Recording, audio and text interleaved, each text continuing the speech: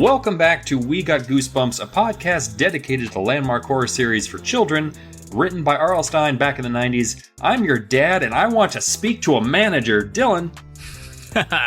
I'm your timid friend who's frightened by everything, and also I'm frightened to admit that. I'm Travis. Today we're talking about number 16 in the series, which is titled One Day at HorrorLand, and it was released in February of 1994. Travis, in terms of, I feel like this is definitely going to be a book that you and I both had experiences relating to this. Like, you went to a theme park as a child, correct? Please tell me there was a ray of sunshine. Oh no! I did. I went to Dollywood. I got to go to Dollywood. Little redneck Dollywood. Sorry, that is.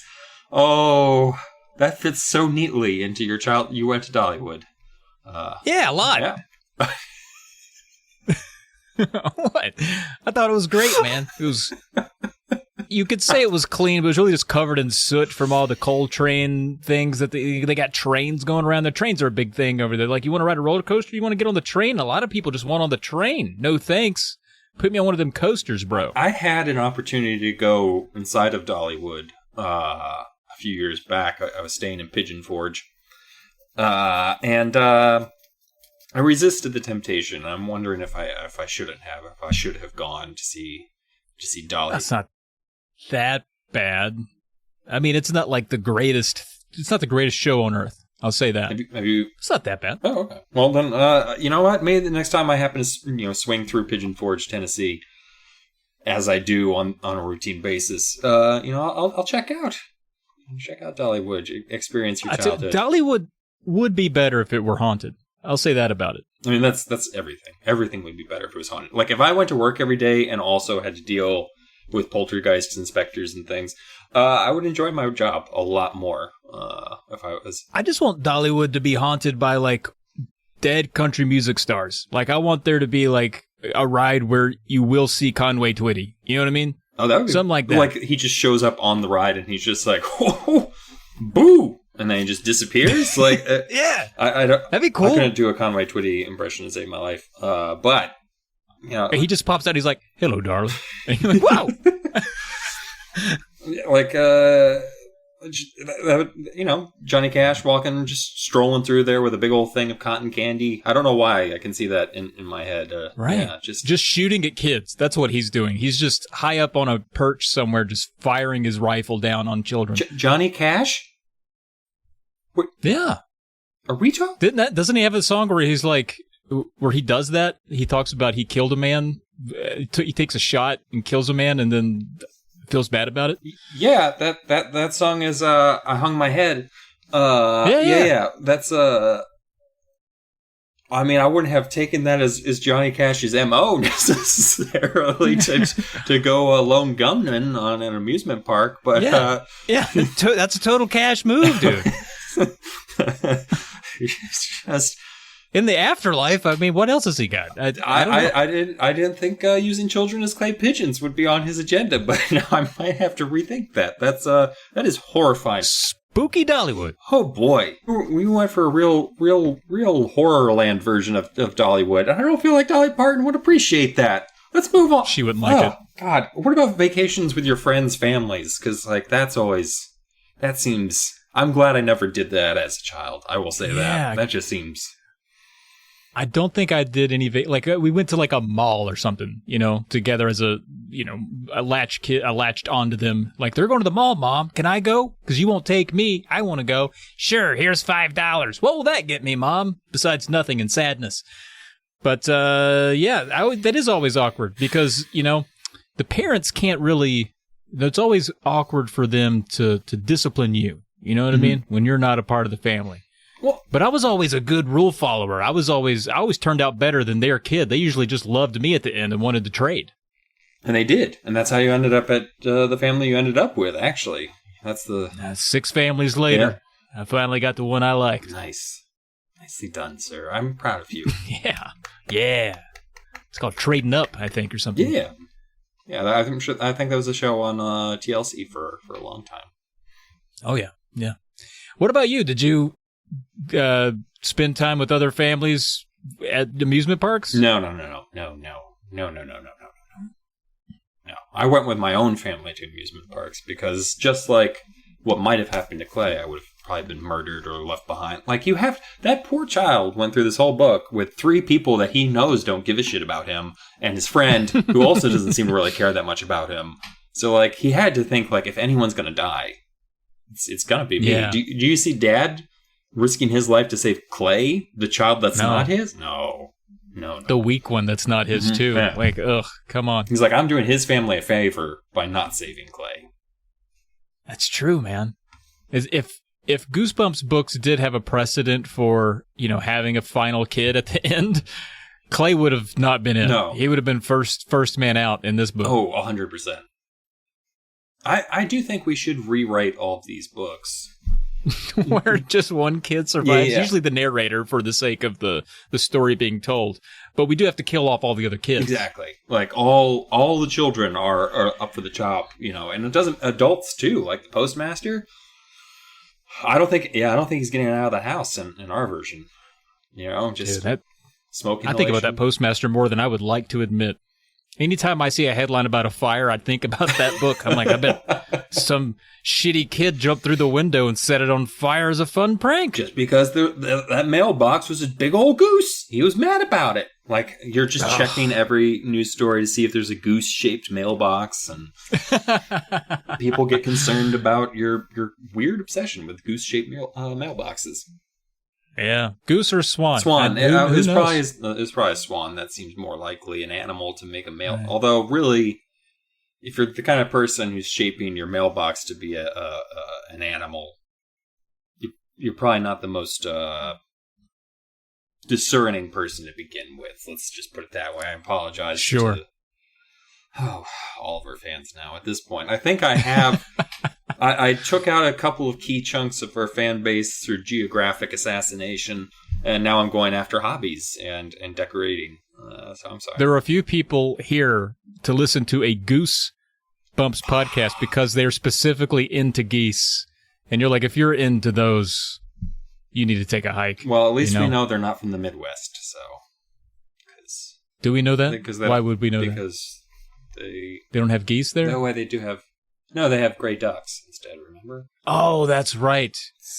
Yeah, we could explain that one. We're not going to. Or we can move on. No, we're going to move on. We'll just move on. It's a callback to a comment from another podcast 2 years ago, I think, at this point. So yeah. Go listen to Polykill from 2 years ago. Yeah, I think it was... anyway. Should we just get right onto the cover? Because I'm going to say... I mean, it's as long as the rest of the books, but it's got a lot to talk about. Yeah. Let's start. Okay. I'm sorry. Like the UK cover is literally the. You jumped straight to the UK cover. What was up on my screen? I'm sorry. It's just. Oh man! Look at that thing. What the fuck is that thing? We're going to talk about Tim Jacobus. I need to work up to that because like that. Okay, Timmy first. All right. Well, here on the OG Tim Jacobus cover, I think it's great. I love that gnarly tree just hanging out there. That's almost like if Tim Jacobus and Bob Ross got together one day and stared at a tree, that's kind of like where it'd land, Got some happy branches, got some sad branches. That's a gnarly tree. But then we got that big monster over top of that billboard with those red eyes. Welcome to HorrorLand, where nightmares come to life. And that's in the book. That's cool. I love this cover so much. Like this probably was one of my favorites as a kid and now. Like there's just so many little details, like the fact that because it's got the monster hands are gripping the top of the sign and it's torn the sign. Like there's these deep claw marks where the claws pulled at it a little bit. Like this is my favorite cover, I think, in the second season. Yeah, I want this to be like a doormat for my basement. Like, I want that or for to your be... bathroom. After what you did to yourself in that downstairs bathroom, like, that is welcome to Horrorland. Like, don't explain that either. To clarify. No. Yeah, I didn't have just giant flaky diarrhea. I fell down and hit my head. Flaky? flaky diarrhea. What is flaky diarrhea exactly? See, now we just keep having things we have to explain. That's when Caleb J. Ross, our friend, mails one of his books, on the package he says contains flaky diarrhea or diarrhea flakes. I was riffing on that, but anyway. Check out his book, What Remains of Edith Finch. Suddenly I Was a Shark. Say those things in the opposite order. Search for it on Amazon. It's a great book.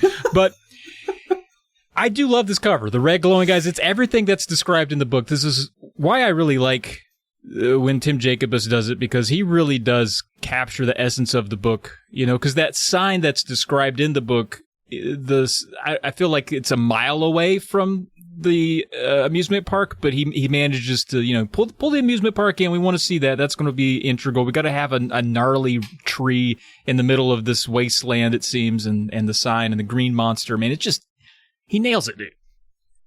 I love it. I mean, and I feel like that might have been jumping the gun. I might have to go look at the other ones just to make sure. But this actually is just like the atmosphere, all the little details. Everything looks so like worn down and about to fall over. Like, just like the way that he has like the paper on the billboard is like all torn on the edges and is peeling and stuff, and the cracks in the cement with all the weird dead grass coming through. It's a really good cover. Bravo. I feel like if I were to ever have an opportunity to meet Tim Jacobus, I'd ask him about this one. I don't know what I'd ask. I would be like, what's your inspiration for? Did you read the book? I want to see the picture that he posed for this one. Is he like holding a big old cardboard box in his hands and like? Yeah, it's very cool. But then the 2008 version tries to maintain some of the same elements. Like it has the big horned green monster on the front, but doesn't have its red glowing eyes. It's for some reason covered in purple goo on its hands and tail, and it's holding I mean, it has the black ice cream, I guess. Because it's no longer just the sign, the monster on the sign. It's it's one of the HorrorLand horrors. Oh, it's the horrors. Yeah, who's wandering around the park. It's too busy. Like, I can't stand to look at it. There's just too many things. I feel like that's the problem with a lot of the redo covers, the remake covers. They do feel either too cartoony and too much stuff on there. Yeah. Like there's so much going on the. I do like some of the details, like you can see on the ice cream cart what he's selling. Like it looks like a hot dog with bun with legs coming out of it and a rat tail and a skewer, but that's all behind the title, which kind of covers up all those jokes and then makes those jokes. It just makes it look too busy, unfortunately. Yeah, I agree completely. Do you want to save the UK for last? Because it is an abomination worth discussing. We can keep on the good spooky vibes. Yeah, let's do that. Are we going to do the French? The French? The French went straight Godzilla on it, dude. It is. I kind of want to find all of the European Goosebumps, like the actual one. Like, I'm going to go on a trip to Europe, and all I'm going to be doing is running through the thrift shops looking for European Goosebumps covers, because it looks like some sort of Gorgon creature wearing a gorilla suit, but it's also hundreds of feet taller than the amusement park that it's supposedly taking care of. It is a monstrous creature. It is a King Kong-ish thing, except the head is, you know what, the head, not to give spoilers for the UK cover, looks a lot like a gargoyle. Yeah, I guess it does. Yeah. And it does have the, God, what's the term? Kaiju. It has the kaiju appeal right there with the amusement park in the foreground. I don't know. And I will say, I don't know that I like it. The title, they changed the title from One Day at Horrorland to The Park of Horror. I know enough French to very literal. Yes, I know enough French to say that is in fact what that says. So, or the horror park. So, yeah, man. And then the Dutch. I know how much you love the Dutch. This one's this one I'm not sure about though. It's you've got two kids tripping balls. Absolutely baked children. I mean, the monster's cool, but the kids, what are they doing? My God, this is amazing. I love it. Oh man, I just love that they're not aware of the bad trip they're about to be on. Like they're stoned as hell, but the moment they turn around, their trip is just gonna go hard on them, just so hard. Oh my God, the Dutch have this ability to make all of their children look both 13 and 38 at the same time, because that would pass for like Ross from Friends with a Mad TV haircut or like a Mad Magazine haircut. And I don't know, man. That is definitely bizarre. That is definitely Rachel Dratch trying to pass as a high school student. That is what the little girl is.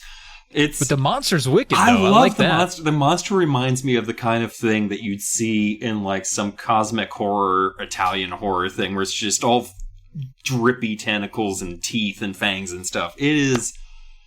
Oh my God. This is amazing.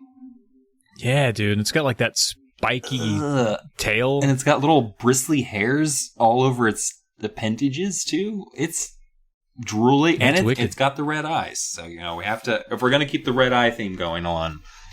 Still got... This doesn't look like a sign, though. Like, if I saw that, I wouldn't say, like, oh, what a cool billboard. I would think, holy shit, what is that horrifying monster on that sign? That's not a... Whew.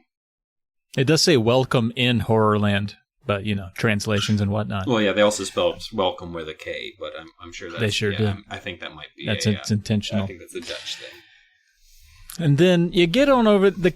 Korea, boy, I tell you, you never know what to expect. I feel like, we talk about a lot of the different countries. France has a style. The UK, certainly, if you could call that a style, it certainly has one, the Dutch. But Korea, they're like, hey, do you want to see Shrek?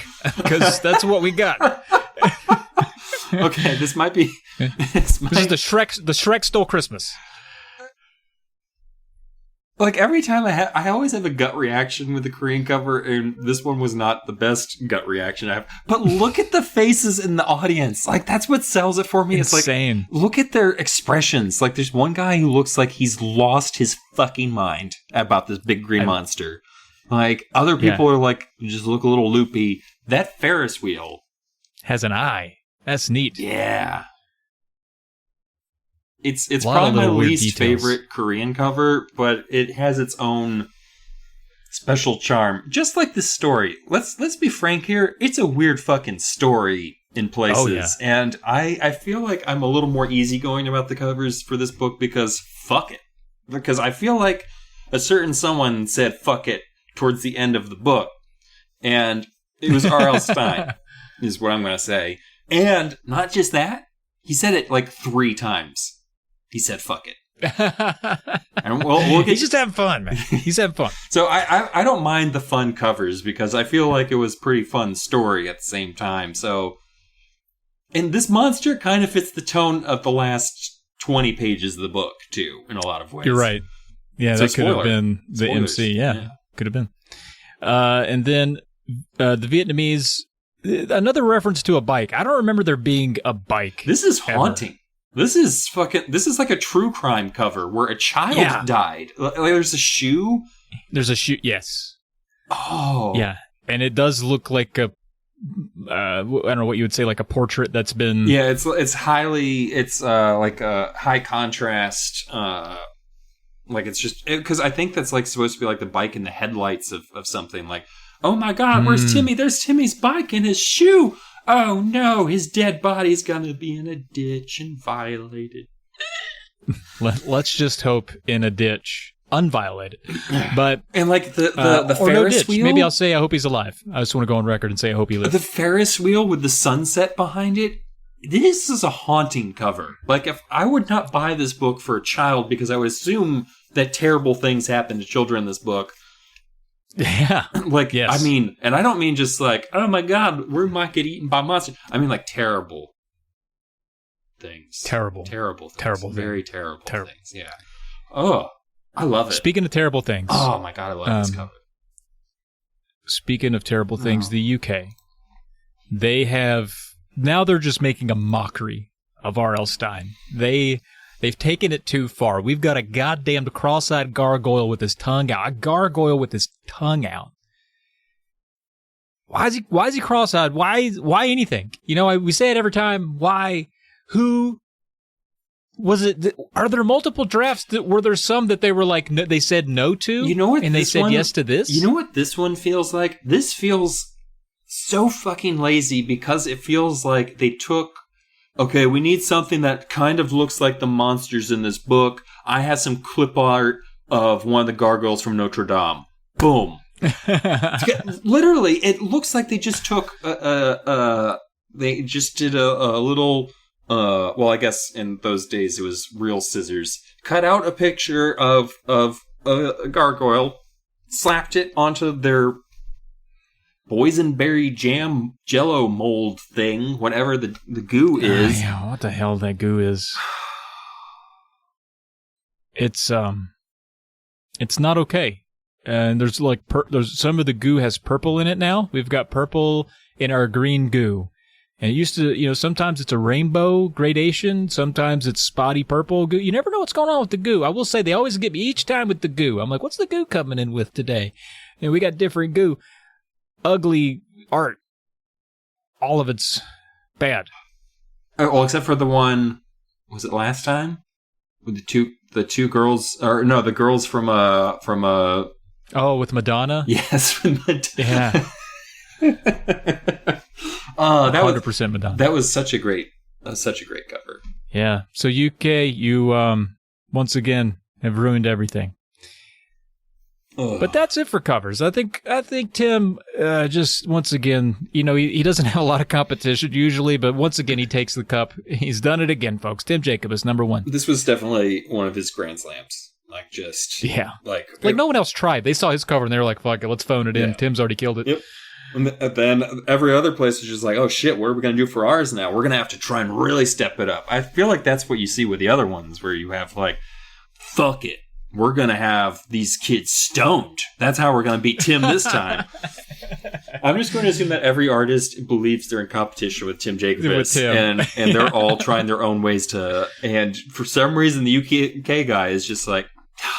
That gelatin. Who's Tim Jacobus? Got him like, again. He's like, what's a Goosebumps? I made more Jello paintings. Here you go. That's like his avant-garde like stance. He's like, no, I never read the book before I do the cover. I don't know why I gave him not a British accent. But. Also, I want to see when Disney Hunchback movie. Hunchback.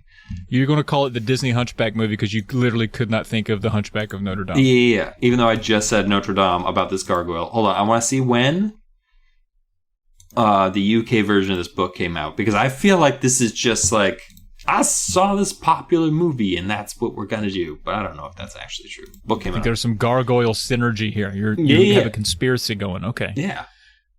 I'm in. If the more we can uncover to make this podcast stand out among Goosebumps podcasts, I'm all for it. Let's get that scoop. Actually, right now, I'm going down the rabbit hole of who did these covers. Oh, my friend. I'm sorry. This is a whole big rabbit hole, but there's an interview with Tim Jacobus that just came out this past April. We got to watch it together and spin content. Content! You think he'll come on our show? I mean, he's clearly still alive. Will you fight the UK cover artist for us on a pay-per-view, raise money for the network? Someone on Twitter said the Goosebumps UK cover for the Haunted Mask looks like a bad box art cover for Bubble Popple. Boy, shall we get on into the book, you think? Is it time for that? Let's do this thing. Because I really want to talk about this book in the same level of excruciating detail that we always do. Because this was a read that just kept on giving. We start our story in the scariest possible position, which is 3 children in a long car ride with their borderline abusive parents, but we'll get there. I don't know how many long car rides you went on as a child, but there were a mix of things that like, oh, this will be fun, in little 20-minute chunks when I remember I can read a book or whatever. But for the most part, it's just a long desert of tedium where I just gradually ratcheted up the tension in the car until both my parents are like, we're just going to have to drive into a tree. And that's how it's going to end. So we're thrown right in the middle of a bad situation, just right off the bat. And we're introduced to Lizzie Morris, who's the calm one of the family, as she tells us. I always love how the children in the books describe themselves as like, I'm the best child. You know, right, every time. I'm a dreadful never child. I'm the shitty one. Yeah.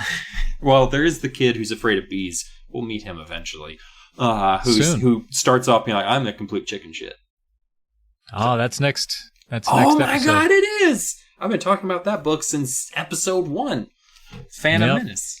Love that movie. So they're driving down to Zoo Gardens, which, to be honest, sounds like R.L. Stine just picked 2 random things that kids might want. Botanical Gardens, Zoo Gardens. Boom. That's what we're doing. Nailed it. They're going to the Zoo Gardens. But there's no map because Dad's a dummy. Like, this is the days before, like, this is even before you could go onto MapQuest, print out 3 pages of kind of confusing directions if you don't have a picture to look at the same time, and then have 2 people up front yelling at each other, no, it said turn left after 5 miles! And they're like, well, how do I know it's been 5 miles? And that's, only our... This is the days when they had like a fold-out Rand McNally, and it was like reading Sanskrit to figure out what was a road and what was like a geographical elevation line. I actually had Are we on this? I actually had to use one of those because got real high up in the mountains in Utah, found out the road was closed and had no cell phone signal. So it's just like, I'm glad you just get high anywhere you go. You get high in the mountains. Anyway, so glad you found your way back. Yeah, using a Rand McNally map, actually. So in the car, you've got Mom, you've got Dad, you've got Lizzie, who is, of course, again, the calm one. You've got her brother, Luke, not the calm one, and also Luke's friend, Clay, who additionally is not calm. Luke is your basic little brother with too much energy, who likes pinching people and punching them, and he's just the child that needs to go out the window before you even leave. Like, Clay and Lizzie would probably be fine on their own. They wouldn't talk to each other. They just sit on separate sides of the car. Clay probably getting car sick way too often, but he doesn't want to say anything about it until he finally barfs in the backseat, and everyone's just like, God damn it, Clay. And, like, Clay just remembers that for the rest of his life, the time that he threw up in his friend's dad's car. It's just... Yeah. Ugh. You're just getting weird, long car ride boners where you're like, oh, nobody sees that. I don't even know what to do with it. You don't do anything with it. You just keep it in. I'll just tuck it up and pray. Exactly. That's what you got to do. So, on top of all this, they're lost. So you've got a car filled with children. Everyone's getting a little snippy at each other. There's a lot of, like, bickering. No one knows where they're going. Lizzie's just trying to keep the peace the best she can. I'm going to read to you from this nightmare. This true nightmare. This whole passage brought back some of my own memories of being a child in a car. So let's come along with all of us on a journey to our childhoods. I'm going to take this turn off, Dad announced. He took off his Chicago Cubs cap and scratched his thinning blonde hair. Haven't I already taken this turn off? Dad is the only blonde in the family. Mom, Luke, and I all have straight black hair and blue eyes. In fact, Dad doesn't look as if he belongs in the same family. Oh, no. Yeah, I think the milkman is the father. No. The 3 of us are tall and thin with very fair skin. And Dad is short and kind of chubby with a round face that's almost always pink. I tease him all the time because I think he looks a lot more like a wrestler, and we look a lot more like the local bank manager. That's not actually what it says. Yeah. Because you're a local bank manager, so you think that this is your family. It is my family. I made those children with that totally hot mom. I tease him all the time because I think he looks a lot more like a wrestler than a bank manager, which he is. I'm pretty sure we've already been here, Dad said unhappily. It's hard to tell. It's all desert, Mom replied, gazing out her window. Very helpful, Dad muttered. How can I be helpful? Mom shot back. You're the one who left the map on the kitchen table. I thought you packed it, Dad grumbled. Why should it be my job to pack the map? Mom cried. Break it up, you two, I interrupted. Once they start fighting, they never stop. It's always best to interrupt them quickly before they really get into it. I'm the Mad Pincher! Luke cried. He let out a gruesome horror movie laugh and started pinching Clay's ribs and arms. Oh, Luke, you... Oh, that's the worst kind of kid to have in a car. I love the descriptions of the families. We love them. I try to encapsulate as many of them as I can.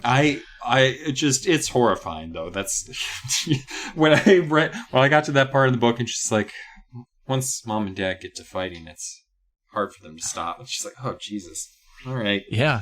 And the fact that it's been insinuated pretty hard that he's not even their dad. Yeah, like right, because that's what they're saying, right? He Clay looks more like him. Oh no. Because I think Clay... That's the big secret. I think Clay has a round face and a thin blonde hair also, I think. So... Yeah. Oh no. Uh-oh. I think the whole family's together. Mom, I think we should bring his friend Clay too. It's like, of course you want to bring Clay too, because he's basically your son. I told you not to say that. So it's awful.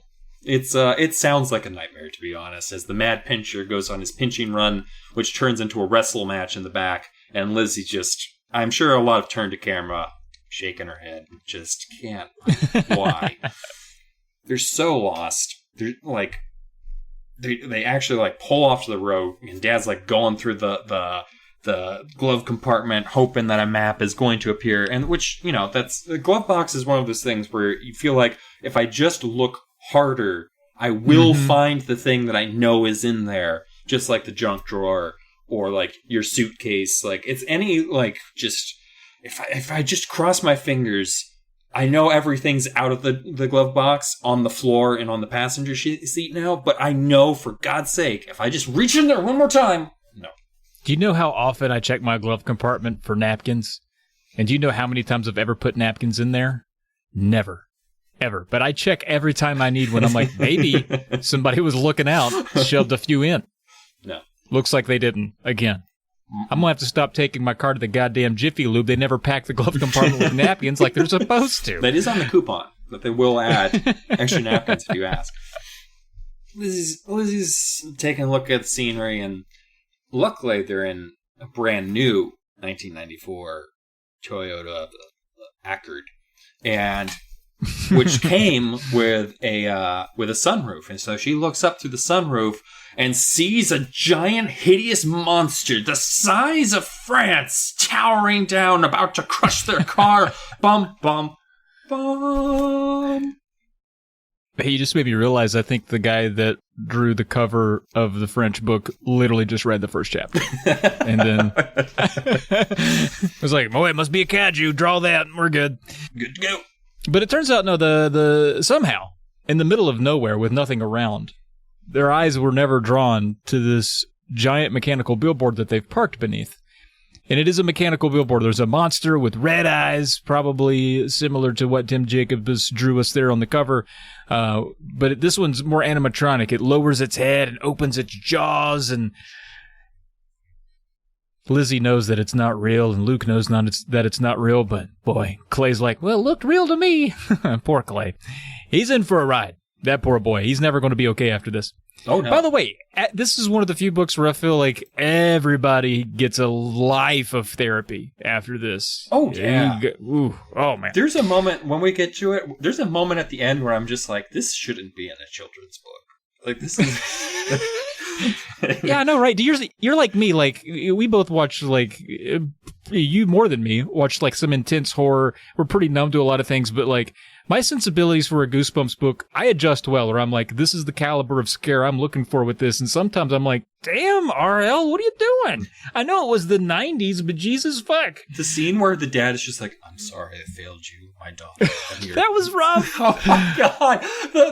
That whole part was just like, am I hearing? Oh, my God. He's like, I'm so sorry that I failed you, my family, as well as you, Clay, who are also my family. Like, you too. Clay's like, oh, well, thanks. It's just like, you're not my real dad. It's thanks for lamenting my demise. Actually, the only one whose dad I am, Clay, is you. Oh, man. Well, in huge red letters on this sign that they've parked beneath, "Welcome to HorrorLand, where nightmares come to life. 1 mile. one mile down, 1 mile that way. Just 1 mile. Just keep going." And Luke's like, well, fuck, let's do it. Let's go. Clay, he's like, it sounds a little too scary for me, Luke. I don't know. Mom, she thought Zoo Garden sounded nicer. And I thought that's a great reflection of what my mom would say. It's like, I don't know. I just feel, HorrorLand, Zoo Gardens just sounds nicer. It just sounds like it'd have more gardens and zoos in it. And so, everyone eventually is convinced by Luke's persistence because he's kind of a bratty kid. He won't give up till he gets his way. And Lizzie also, she'll admit she's kind of interested in this. She's like, well, shit, it beats being in the car with these assholes. Let's get out and stretch our legs at HorrorLand. Why not? And she's like, if we hate it, we can leave. So off they go. They go heading down that way. Now, they get there, the part they can see from the outside, and I'll reference the cover again. Tim Jacobs kind of drew this. You can kind of see a nice big park as they approach. But the parking lot, nearly empty. This was kind of, this is National Lampoons when they get to Wally World, and they're like, what the hell? Where's all the people parking? I hope it's not closed. Otherwise, we'll have to take John Candy hostage. But I think Luke is the one that reasons like, well, shit, yeah, this is awesome. That means there'll be no lines. As they get out of the car, they're walking toward it. They hear like eerie organ music from the parking lot. And they're like, man, they're really selling the ambiance of this HorrorLand. Pretty neat. There's a sign that says, "The HorrorLand Horrors welcome you to HorrorLand," which is a tongue twister. Mom's like, I don't get it. And at the time, I didn't either. But it turns out later we learn that the people that work there are called horrors. So the HorrorLand Horrors welcome you to HorrorLand. Gosh, it makes so much sense now. Now they're running toward the gate. Now, Dylan, this is something straight out of the frickin' Bourne Supremacy.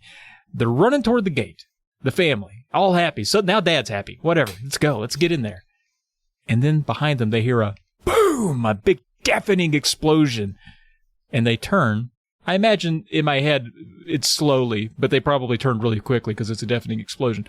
But they turn to see their goddamn cars exploded into 1,000,000 pieces. What? Bum, bum, bum! I feel like R.L. Stine heard our complaints about the cliffhangers in the last book that we read, which were all, like, okay, we're gonna scare this girl. And the girl's like, I'm not scared. That was like every single cliffhanger in that book. But yeah, a hand on the shoulder goes a long way with him. But here, chapter 2, he fucking cranks it. Because this ain't a prank, kids. That car's blown up. Like, it's everywhere. And just I like that you and I read the book separately, and we both sent each other a message. I could tell when we got to that part, we were like, damn, that is what you're talking about? Yeah. We both were like, this book fucks. I don't know where you are, but this is crazy. We're on chapter 2. The cliffhanger. Did you hear the cliffhanger where they nearly got murdered in a mafia hit? So Lizzie, for the calm one, does a lot of screaming when their car just explodes.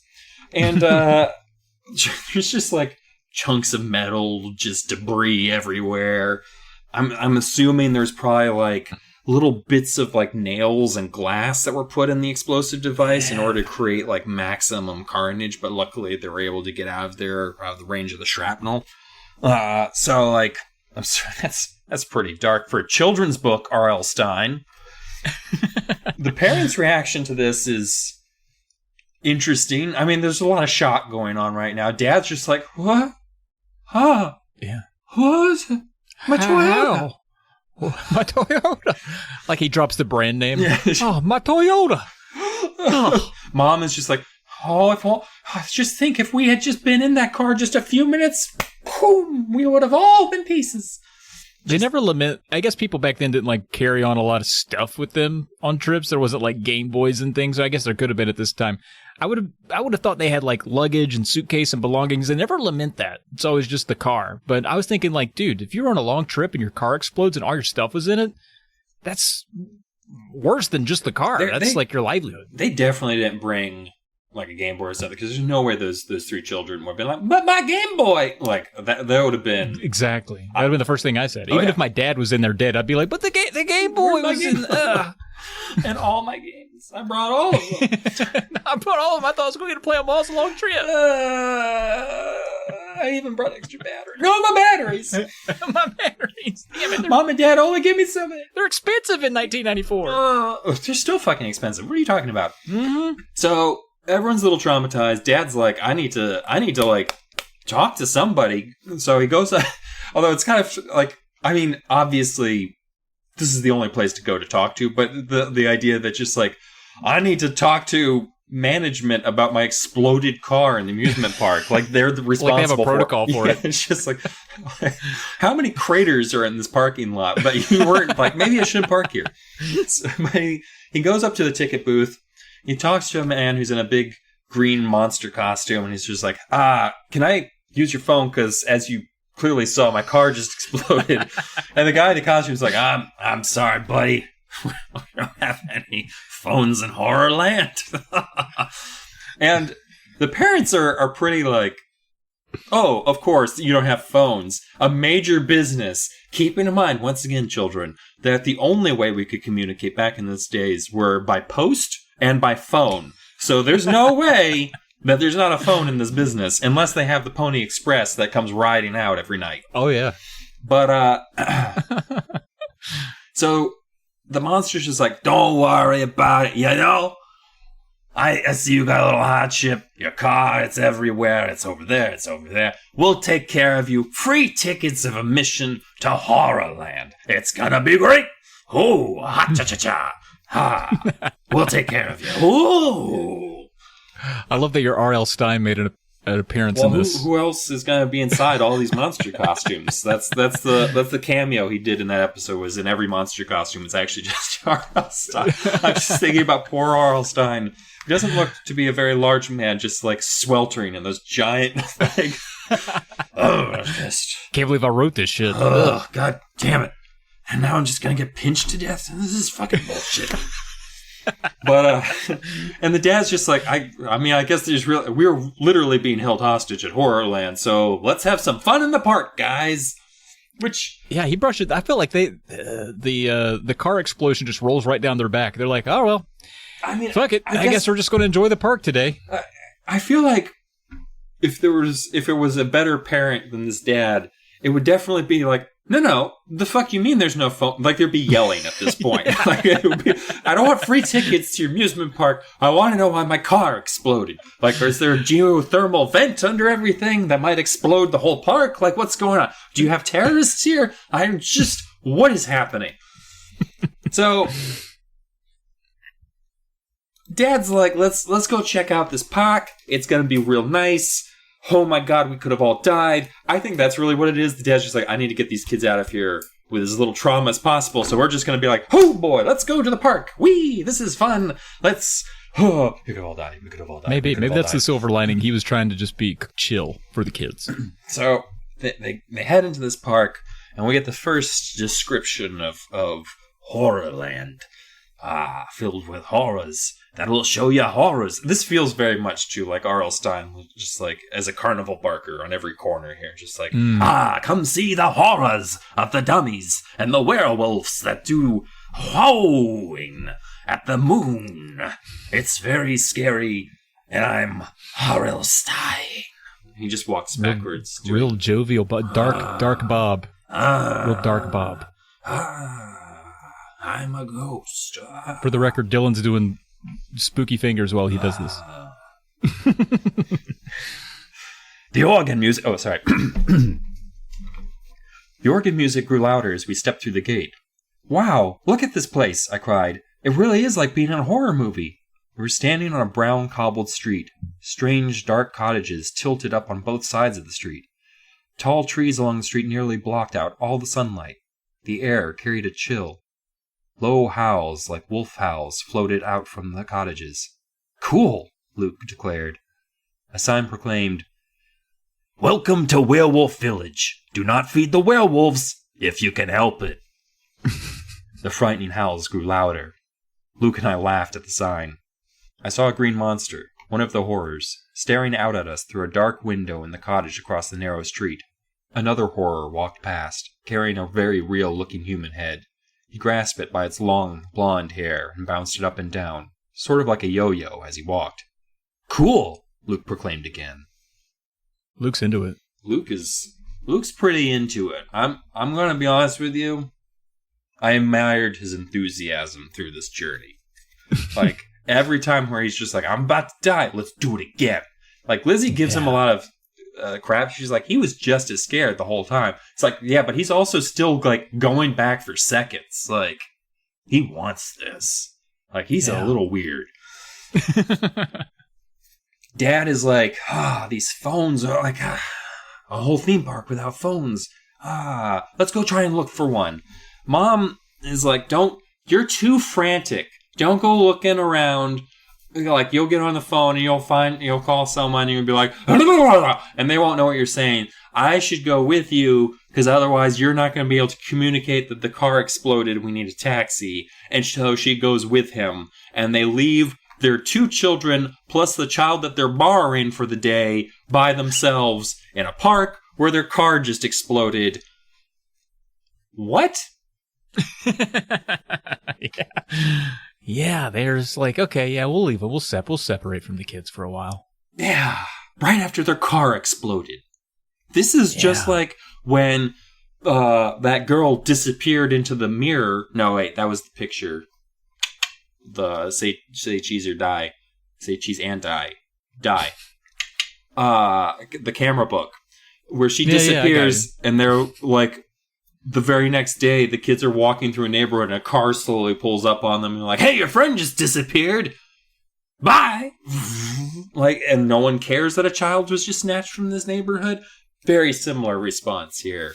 Yes. The 90s were different. You could just run away and no one would care. Mom says, this looks like a very nice place. What could happen? Yeah, what looks so nice about it? It's an empty parking lot. There's no phones for emergencies. I guess that it's like a very well put, because she does mention that it's very clean in the park. Yeah. But then she's also like, but there's no one here, so I guess that's like, if it's not dirty, a child can't die. Let's go. So they leave these 3 children alone in this park that they don't know anything about. Like they, like there's no commercials on TV, as Mom mentions also. She has a lot of like thoughts that she's not really tying together into an overall picture of like, this is a bad situation, we should go. She's just like, I've never heard of this place. Oh, there's no one here. We'll leave the children by themselves. So they book it. And then the children see a red-eyed wolf snarling at them. Bum, bum, bum! Yeah, within seconds of being separated from their parents, they come face to face with potentially their demise. And this is a wolf that, growls. It stares at them with red eyes and has an open, hungry mouth. And then Lizzie's like, oh, goddamn, another one of those animatronic jobs. Scared the bejesus out of me. And Clay, once again, is like, well, I thought it looked pretty real, guys. Shut up, Clay. And then they move on from that, and they see another family. And this family has an upset kid. And they're like, oh, that seems right. We're pretty upset as kids, too, so we feel you over there. And that becomes a theme. They start seeing more families with upset children. It's like, why are those families still here? How'd they get here? Did they get tricked into this, or did they like see a brochure and we're like, yeah, I'd love to traumatize my kid. Is it cheap on Thursdays? Like, are they all lost? Yeah, I don't know. Were there other smoldering cars in the parking lot? Like, why are they trapped here? I don't know. But anyway, they making their way around the park, taking it all in, looking for something to get into, and they come across this little cart, and one of the horrors are there, and he's selling black ice cream, which I think is kind of a neat touch. I wonder what it tastes like. Probably licorice, which is, divisive. But I'd try it, YOLO and whatnot. And then they see another sign that says, no pinching. And like, well, that's a weird out-of-place sign. All the other signs are like, welcome to this or that, or try this ride. And that was just like, no pinching. I'm like, okay, whatever, that's weird. But then they see another sign.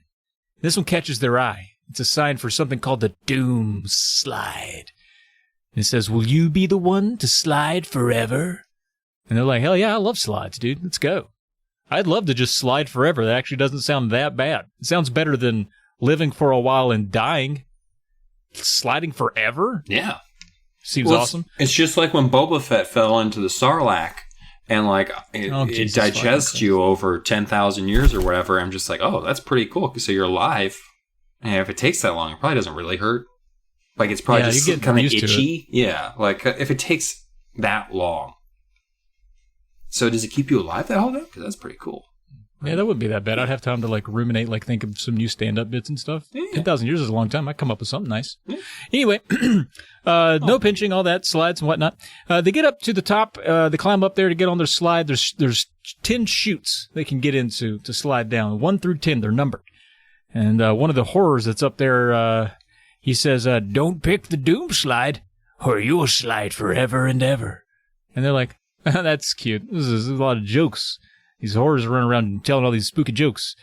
So they get on there. They each pick a slide to go down. Now, Lizzie picks chute 3. Luke, he goes for the one beside Lizzie. He goes for chute 2, brother and sis side by side there. Clay, he's going for 10. He's like, let's ratchet this up. Let's go to 10. They get to sliding down. Let's see if anybody dies here. Dum, dum, dum. So Lizzie and Luke, they're going down the slide. It's crazy. It's like whoosh. And wow, and wooza-wow, as they do like curly Q flying through the airs, exploding through walls and stuff. But it's like a really amped up slide ride. yeah, it's neat. But they're both safe. It's great. It's cool. it's everything's great. They're looking around. They're like, oh, where are we? This is pretty nice. This must be where all the slides come out. All right, where's third wheel? Where's Clay? Clay? Uh-oh. Ain't no Clay. Uh-oh. So they're like, oh, maybe his ride dumped him out someplace else. So they run out to the front of the ride. Maybe he's out there. No. So, like, Lizzie goes up to Horror, and she's just like, where's our friend Clay? Like, so the Horror says, maybe he chose the doom slide. Bum, bum, bum. Wow. I mean, I don't want to brag, but I was thinking that the whole time. So, and the horror lady tells them, she's like, there's always a warning sign. We warned you. One of those slides was the doom slide. So, which is weird that she was just calling it out like it's like a litigious thing. She's like, just so you know. Did you read the fine print? Like, did you read the fine print? Our car exploded? It's like, did you read the fine print? It's like, yeah. No, our car exploded.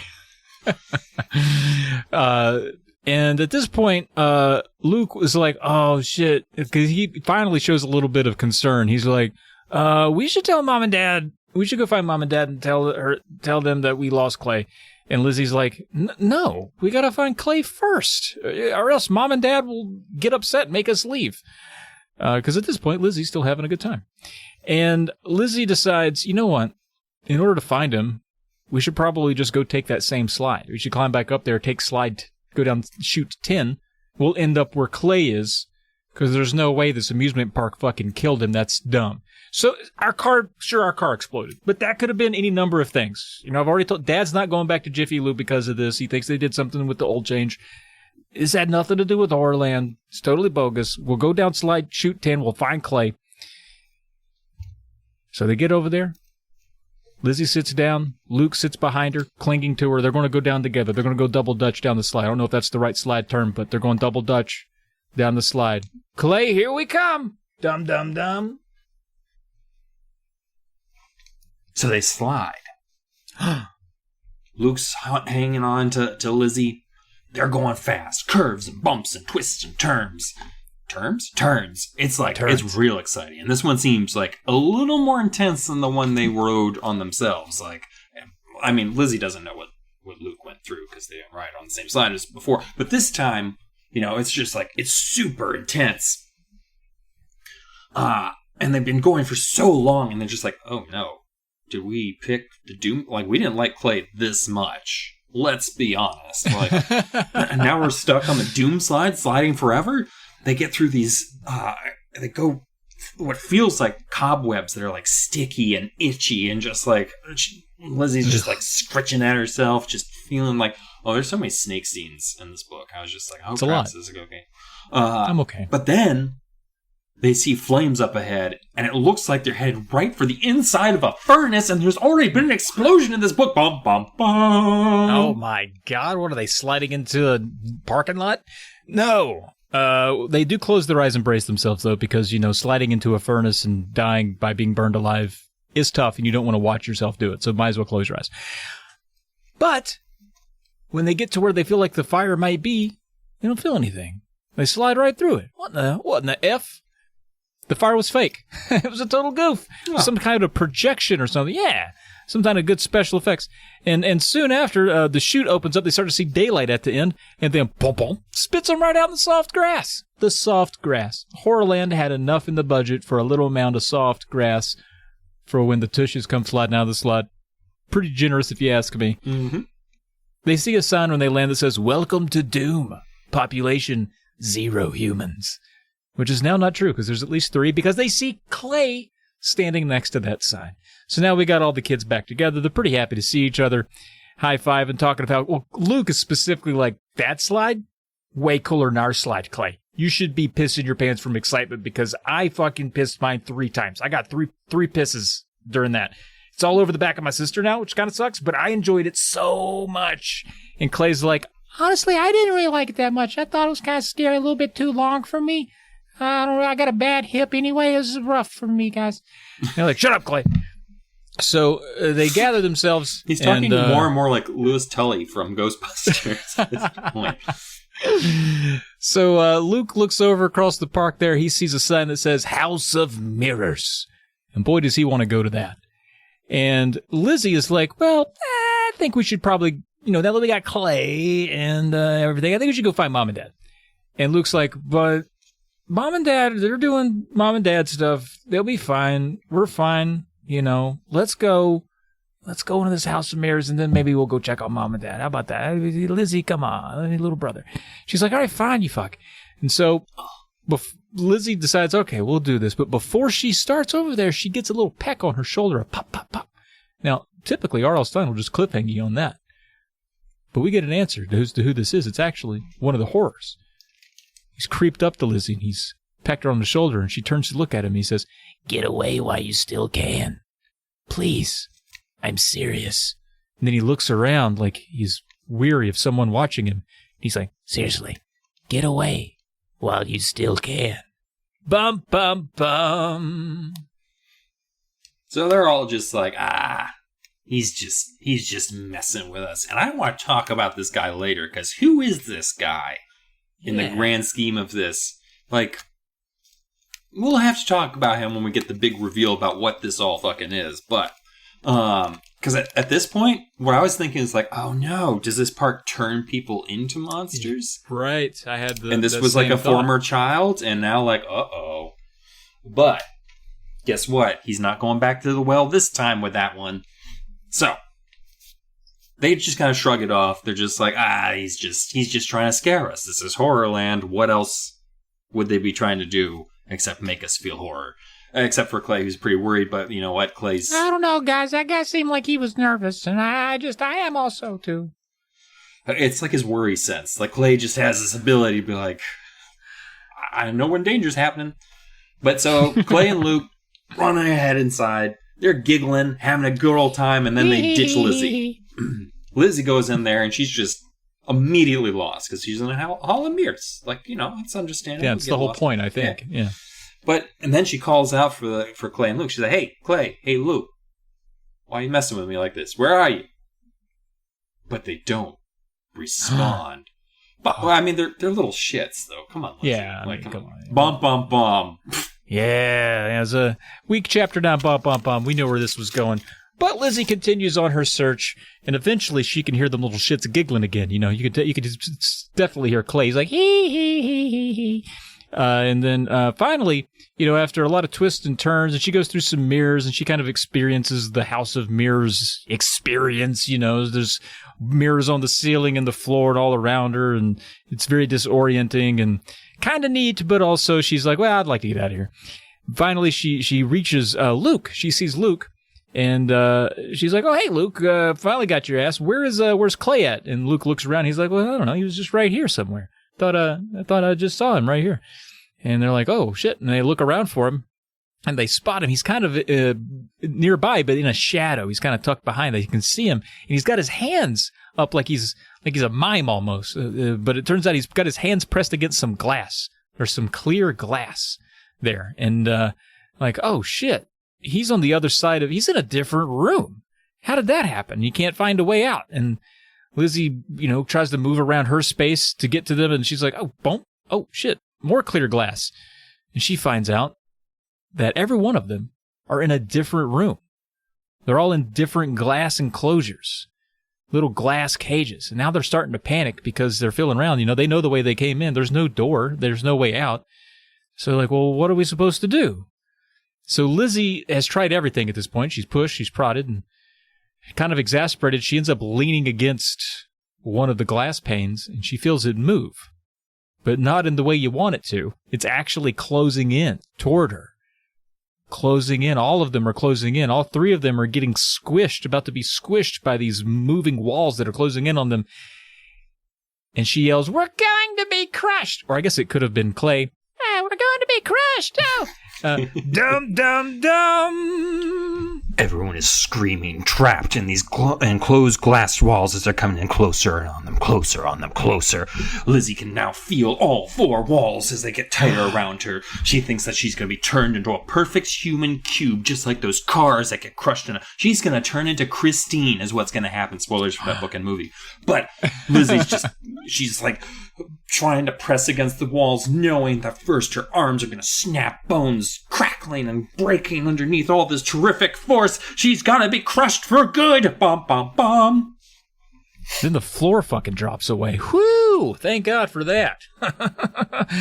It just poops them right out. They fall rapidly straight down.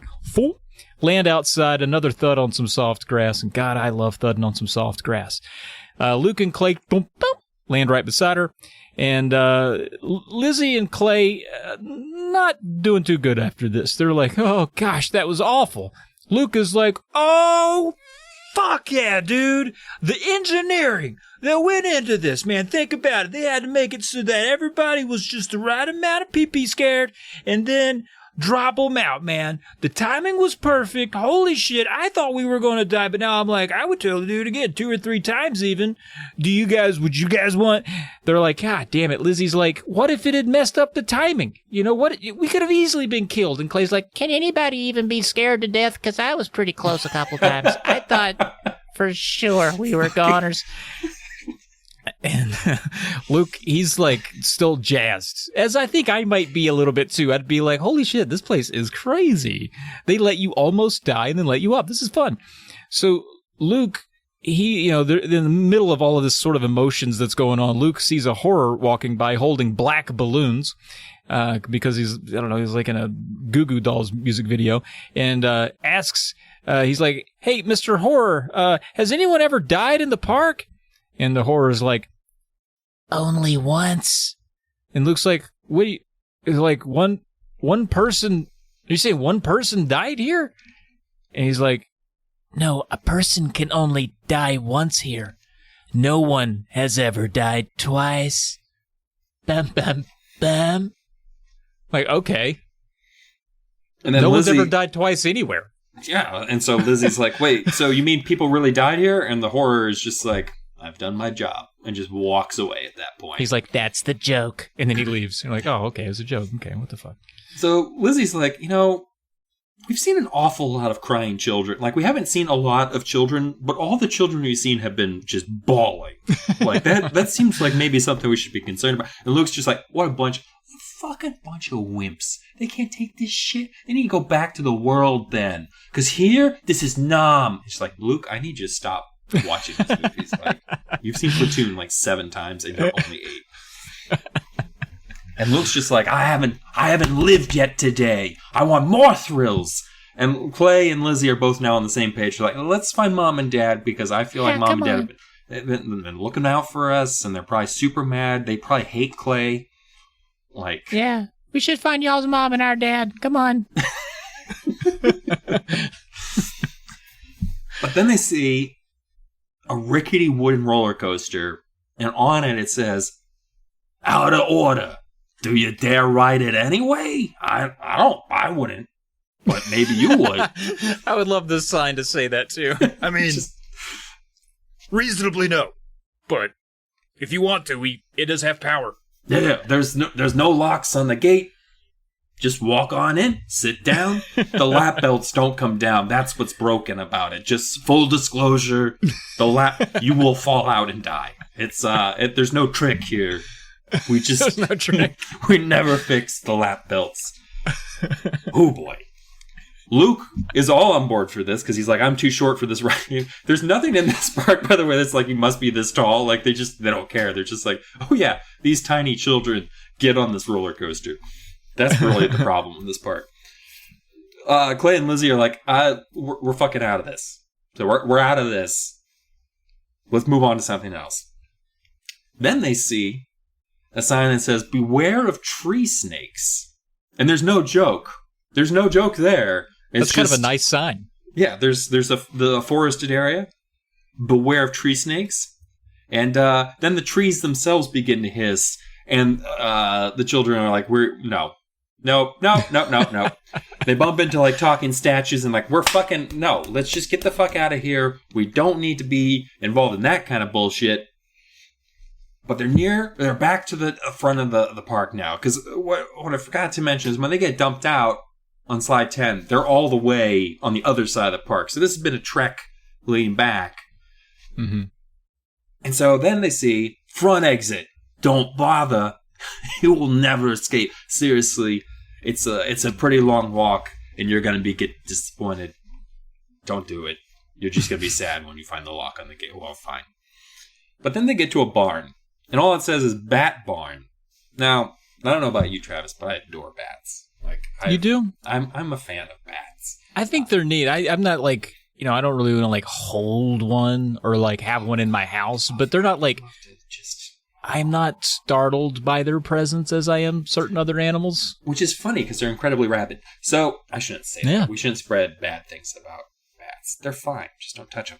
But I'm going to say that I would totally touch a bat if I could.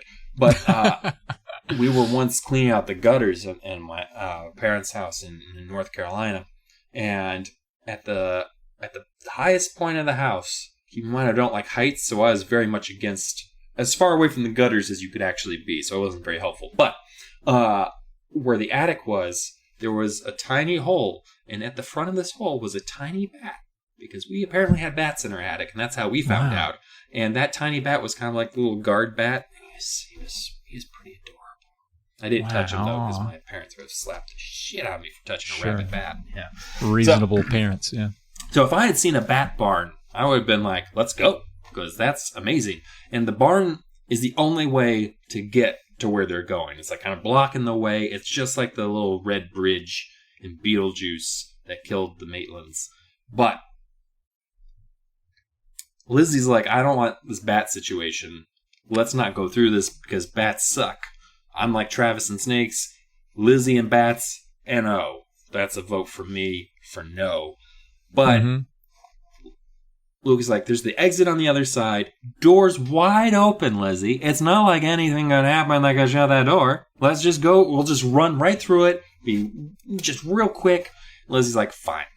It smells bad, though. It's gross. Yeah. Probably reeks of bat. So she pinches her nose, about to book it. And all of a sudden, they're shut into blackness. Because guess what happened? Both the doors shut. And then in the darkness, and I will say, as much as I love bats, this situation probably wouldn't be a fan of. Pitch blackness, and then all I hear is the flutter of wings descending upon them. And then Lizzie feels something on the back of her neck. Bum, bum, bum! God damn it, I bet, based on the evidence provided here in this scenario, probably a bat.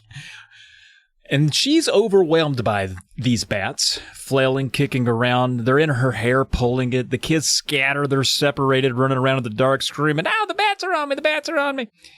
And it's complete dark, screaming for help. And now their cries become distant from one another because they've all just headed into a different corner of the barn to try to get the bats off of them. Shrill hisses. You know how those bats be. Screeching and whatnot, fluttering them wings. But no one's there to help them, Dylan. These poor, helpless children are just trapped inside a dark barn, just being filled to the brim with rabies. Dum, dum, dum. I think I like that phrasing. Kids not have brims? I just don't want to talk about filling children to the brim.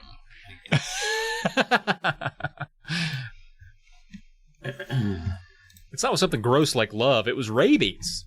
Ugh.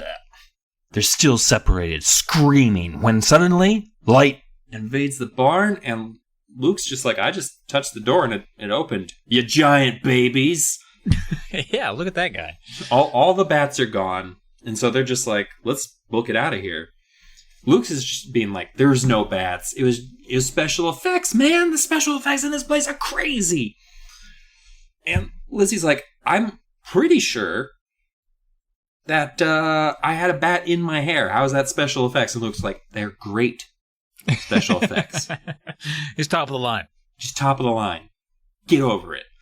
And Lizzie's just finally sick of it. She's like, you screamed so much in the bat barn. You need to calm down about it. Because, like, you're acting like, oh, I wasn't scared. But again, I'm going to point out, Luke is clearly having the best day of his life right now. Loving it. He is, like, and I'm kind of mad at Lizzie for raining on his parade. They're walking along trying to get out of here now, but then they see a sign that says Alligator Pond. Feel free to swim here. And they see two teens heading towards it to swim because, like, what else are you going to do? Like, gotta go swim in the alligator pond. And the kids are just like, we're not going to see what happens here. This ain't no Fear Street book. Yeah, we're not going. We're here to watch teens get murdered. We're here to have a charming adventure that'll end in trauma and therapy, but most likely all of us will be alive. Yeah, we're going to wish for death at the end of this. But literally, oh god. So then they're going about looking for their parents. Clay's getting more upset. Like he's you said getting upset in the notes. I feel like he's been upset since they said let's go to HorrorLand, and it's been a bet. Like Clay and Luke are having inverse days right now. Like, oh yeah. And also like Clay is just covered in actual bat bites, and Luke's like, the special effects are insane. He's just swollen, like, I don't know, guys. I just wish we could find Mom and Dad. I don't know, guys. I think I'm in anaphylactic shock. But then Lizzie thinks she sees their parents because she sees like some short dumpy guy with blonde hair and some tall lady with dark hair, and she's just like, boom, it's my parents. Yeah, she just saw two Americans. Places crawling with them. Yeah. So she runs up to them, gets her like, Mom, Dad, thank God we found. And the grown-ups turn around. They're clearly not their parents. And instead of being like, listen, we're 3 lost children, those parents would probably been like, no, we lost our children, and we certainly don't want you 3, especially the one covered in bat bites.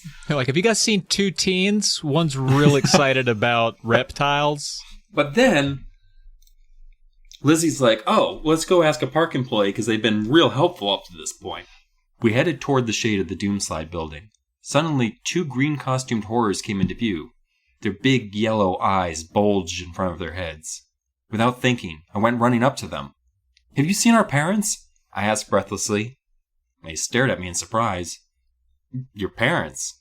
One of them repeated. Yeah, I nodded. My mom has black hair. My dad is kind of short and has blonde hair. The 2 horrors glanced at each other. Mom was wearing a bright yellow sundress, I told them.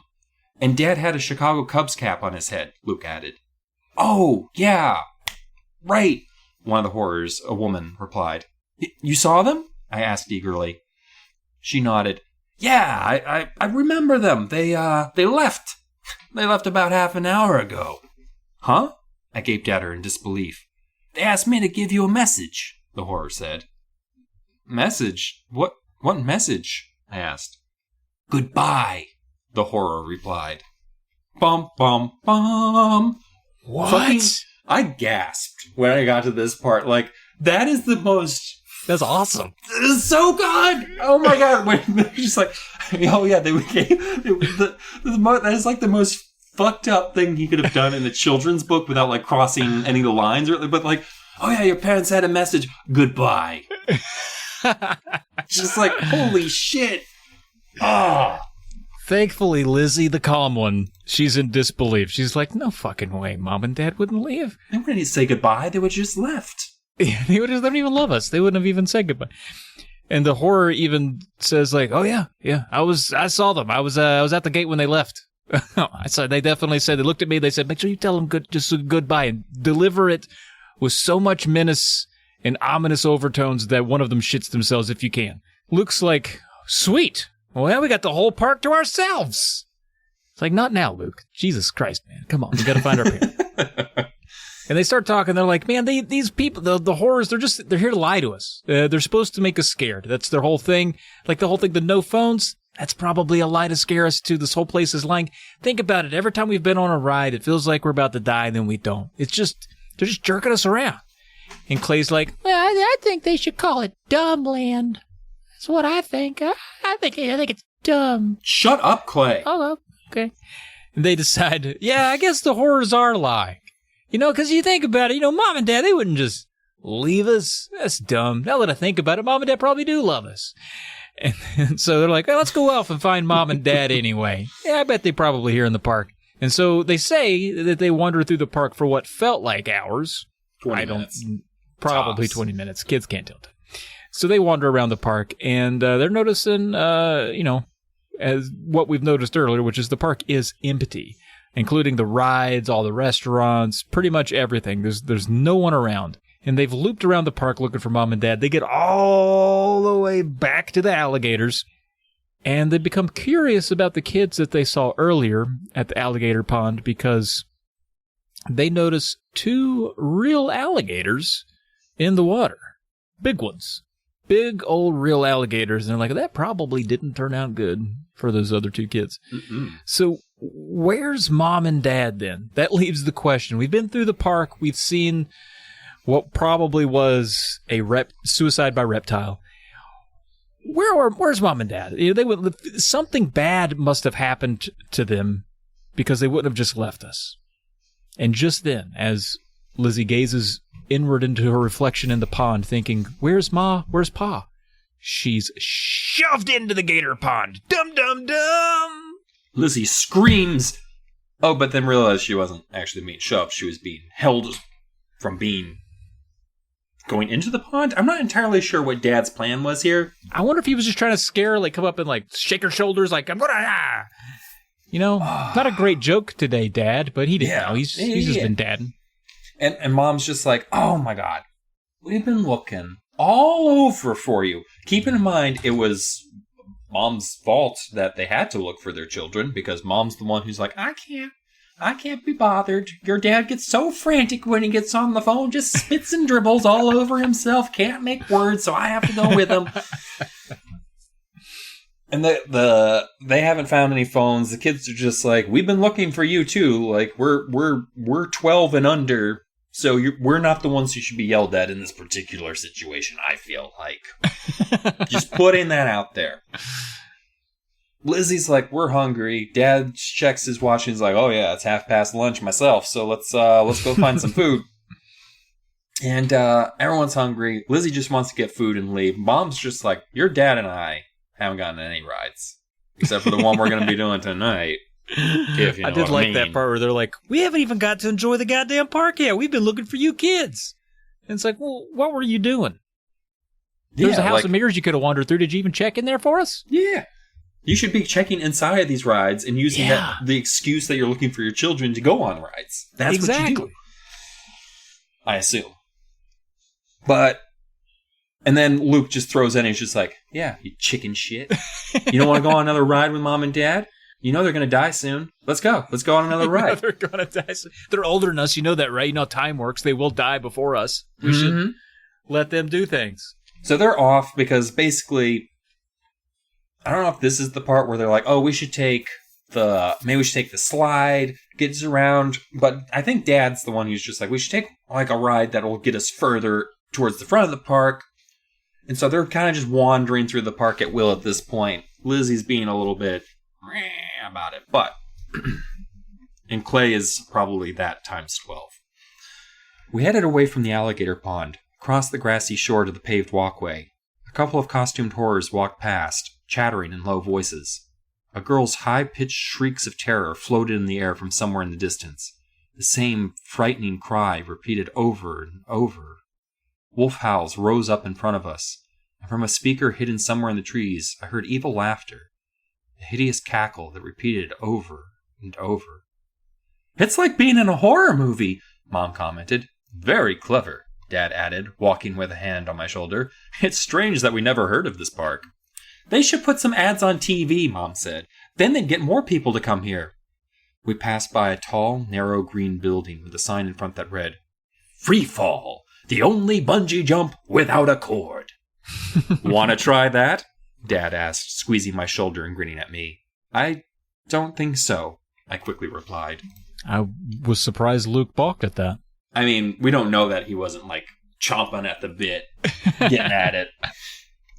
But, they see a sign for a coffin cruise, a relaxing float to the grave.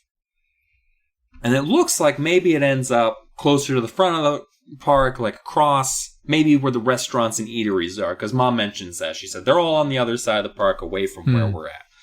So this seems like a good way to cut it down on the walking and also pacify their small, extremely excitable child about scary things. And they realize that they're not boats. They're literal coffins that you get in, and they're just kind of bobbing on the water. And they're helped into their coffin rides by a horror, and just as they're about to go, the horror says, "Enjoy your ride. It will be your last. Ha-cha-cha-cha-cha. Bum, bum, bum." That's right. Walks us right into Chapter 18 with little jovial Bob having some fun with the family there. I'm going to read all of Chapter 18 because it's a big, juicy number. And by big and juicy, I mean it's like a page and a half long, but it's fun. Let's go. Lying on my back, I couldn't see the others over the coffin sides, but I could hear the splash of their coffins around mine. "This is nice," Mom said. "Very relaxing." "It's boring," Luke declared from up ahead of me. "Where's the scary part?" "It's just a nice ride in a coffin," Dad said. "Do you think we're really floating, or do you think the coffin is on some kind of track?" "I could float like this for hours," Mom said. The rides here are pretty long," Clay told her. "Is that a hawk up in the sky?" Dad asked. Can everyone see it?" Shielding my eyes from the sun with one hand, I searched the sky. Directly above, a dark shadow hovered high in the sky, a little bigger than a dot. "It's not a hawk. I'll bet it's a vulture," Luke declared. "It sees the coffins and it's waiting to eat our flesh." He laughed. "Luke, where do you get these hideous ideas?" Mom demanded. "Maybe Luke should live in HorrorLand," Dad exclaimed. "We could get him one of those green monster costumes and he'd fit right in perfectly." "He doesn't need a costume," I joked. I was starting to feel a little better. The ride was gentle and relaxing, and I figured nothing terrible could happen with my whole family around. I settled back into the coffin, my hands resting at my sides, and stared up dreamily at the bird circling high in the clear sky. The coffin bobbed gently, making soft, splashing sounds. So pleasant and so quiet. And then, before I could utter a sound, the coffin lid slammed shut over me, and I was trapped in total darkness. Bum, bum, bum! God damn, I love that chapter. I love how... Is it because of the parents and the mom just being like, "Oh my goodness, this is such a relaxing..." It's so perfect. It's written like a comedy, but it is like one for one what I could perfectly imagine a family saying and doing. Oh yeah. Just... Is this thing on a track? Like the dad trying to overanalyze the engineering. Is this on a track or some shit? Or we fly? How does it know where to go? Anybody see that bird up there? Check that shit out. It's just so. I bet that's an eagle. Possibly like a kingfisher eagle. Yeah, that's what it is. Shut up, Clay. They're Okay. They're trapped in these coffins. Lid doesn't budge. It's getting hot and stuffy in there. Lizzie's trying to panic in there, as you might. Can't breathe. This park doesn't have the best reputation. I mean, they don't the reputation. But like she tries to keep calm, like it's just a ride. Keep calm. Like she starts counting off in her head, but it's just getting stuffier and it's harder to breathe. And the coffin still isn't opening. She can hear the cries and screams of her family in the coffins near her, as well as Clay. And just holy shit. Can't get out, doesn't know what's happening, knows that her parents are scared, know that they can't even get to her if she does need help inside of this coffin. She's shaking and shivering from fear and doesn't know how to deal with it. There's nothing to do. And she's trying and continuing to push against the lid of this coffin, but nothing is happening. The coffin bobbed and rocked in the water. I lowered my hands and feet. I sucked in a mouthful of the hot, stale air. My chest was heaving. My body trembled. And then I felt my legs start to itch. A tingly feeling down near my ankles. Moving up my legs. An itchy, crawly feeling. Something was crawling slowly up my legs. Something small and prickly. Oh! I let out a low, terrified groan. Spiders! Fuck it. That's where we're going with it. That's perfect. Oh, spiders. Spiders. And now she's trying to, she's laying in the coffin. She can't like bend her knees to reach those spiders to swat them off her legs. Oh God, what are they? And then out of nowhere, the lid opens up. Sun beams through. Sweet oxygen. Oh, she's fine. Looks down. No spiders at all. It was just her imagination. And Luke's like, I thought we had ants. He does more ant stuff with his imagination. Good for him. Mom is like, oh my God, that was horrible. That was terrible. And Dad's like, oh no, they went too far. I'm going to complain. I'm going to go right back to the place that didn't have a phone. And I'm going to tell that guy that I am upset and I demand change.